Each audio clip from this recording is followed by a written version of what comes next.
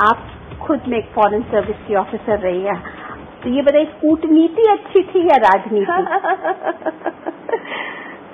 कूटनीति में बहुत सी चीजें मैंने सीखी, और जो मैं कह रही हूँ हमेशा शांत रहिए, बी कूल, ये कूटनीति में बहुत काम आती है।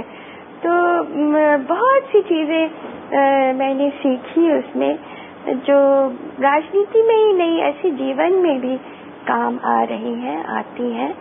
वहाँ बड़ी जबरदस्त ग्रिलिंग होती है, जैसे पत्थर पर पीस दिया जाता है ना, उस तरह से। अच्छा। और राजनीति में भी ऐसे ही होता है। तो काफी कुछ उसका इसमें है और इसका उसमें है। अच्छा मीरा जी, ये बताइए कि जब पॉलिटिक्स में आई थी तो उस वक्त तक आप ये कहती, आपका शास्त्रीय गायन और लिखना पढ़ना ये सब चलता था, अब चल रहा है कि नहीं? नहीं, अब नहीं चल रहा है। अब तो मैं कौल और शक्दर पढ़ रही हूँ। अच्छा। शक्दर पढ़ रही है? कौल और शक्दर तो जितने भी प्रावधान है संसदीय प्रणाली की, जितनी भी प्रक्रिया है, नियम है, निर्देश है, सबको उन्होंने, इट्स ए क्लासिक। तो मैं समझती हूँ कि मेरे लिए इसको पढ़ना आवश्यक है, निरंतर पढ़ते रहना आवश्यक है।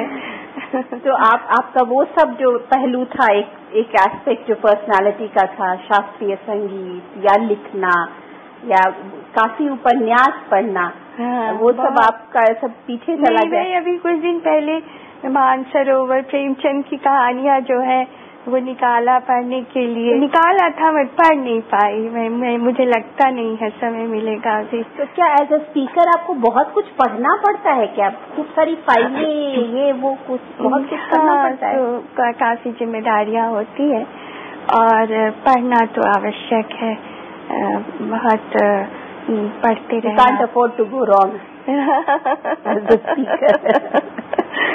पहले आप लिखती भी थी, अब आपने लिखना भी छोड़ दिया। पहले कविताएं लिखती थी, अभी तो लिखना छोड़ दिया है। मगर मैं समझती हूँ मैं लिखूंगी, क्योंकि मुझे इन दिनों बहुत रहम आ रहा है जो प्रश्नकाल है उस पर। तो मैं समझती हूँ उस पर लिखूंगी। हर समय मुझे कैजुअलिटी बना दिया जाता है। अच्छा, प्रश्नकाल को वो बहुत इम्पोर्टेंट काल होता है और उसे कैजुअलिटी बना दिया जाता है। नहीं तो प्रश्नकाल का भी आप एक जैसे बोलते हैं, सब आप एजेंडा तय कर दीजिए कि कुछ भी हो जाए प्रश्नकाल होगा ही। देखते हैं क्या होता है। पहले कविता लिखेंगे। पर फिर इसके अलावा क्या आप तो पॉलिटिक्स से भी आप अपनी कॉन्स्टिट्यूएंसी जा रही हैं, जाती हैं? गए थे, हम कंस्टिट्यूएंसी गए थे, मगर अब जब सेशन खत्म हो जाएगा तब फिर जाएंगे। तो ये बताइए, उनके प्रति तो हमारी पहली जिम्मेदारी है, उनके प्रति हमारी पहली जिम्मेदारी। लेकिन वो जिम्मेदारी तो आपके पति बड़े बखूबी निभाते हैं। वो सब उनका मुझे हमेशा सहयोग मिलता है, बल्कि जो कुछ भी मैं हूँ उनके सहयोग की वजह से हूँ। ये बताइए कि कॉन्स्टिट्यूशनल पोजीशन पे आने के बाद एक नेता को, एक पॉलिटिकल पर्सन में बहुत सारे बदलाव लाने पड़ते हैं क्या? ये अपने अपने व्यक्तित्व पर निर्भर करता है।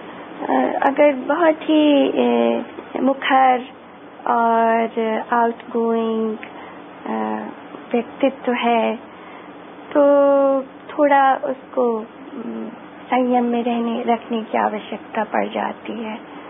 और अगर पहले से ही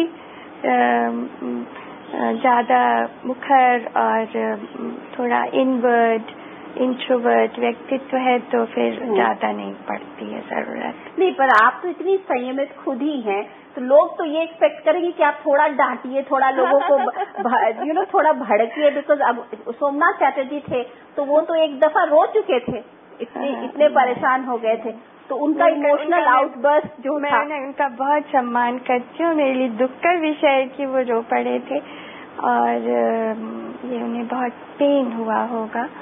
और मैं समझती हूँ हमारे संसद का जो वो एक फेज है वो अब समाप्त हो गया है, वो दोहराया नहीं जाएगा। Thank you very much. बहुत धन्यवाद, बहुत। तो ये थी भारत की पहली महिला स्पीकर मीरा कुमार आमने सामने में। अगले हफ्ते किसी न्यू पर्सनालिटी के साथ आपसे फिर मिलेंगे। तब तक के लिए नमस्कार। To watch more, log on to www.news24online.com.